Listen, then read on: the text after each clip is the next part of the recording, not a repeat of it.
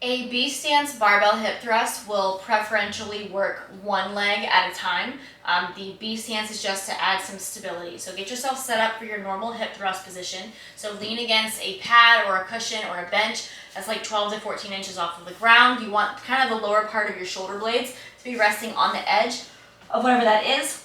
Lean back against it. We're going to be using a barbell, whichever length of barbell you have. It'll be across your hips, and usually you'll want to have some kind of like a cushion or a pad underneath the bar to protect your hips. So with a B stance, you're not going to use quite as much weight as with a regular barbell hip thrust because you're not going to be able to lift as much weight with just one leg.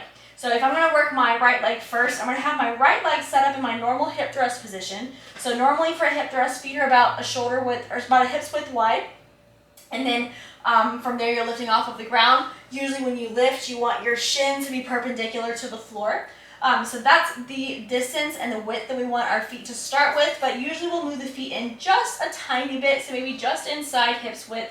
And in a non-working leg, you'll have your heel down in line with your working toes. So if I'm working my right leg, left heel is down in line with the toes. I'm going to press through my right leg, lift my hips up, coming up until my hips are in lockout position, and then lower down again. So I'm doing all of my reps on my right side, allowing my hips to tuck, my body to stay kind of flat. I don't want to arch my back as my hips come up. I'm not letting my head fly back. Instead, I'm keeping my eyes looking forward. That way those glutes get locked out on every rep. So then from there, I'll switch feet and do the same on the opposite side. If you have to rest in between sides just because it's so difficult, try not to rest longer than 30 seconds.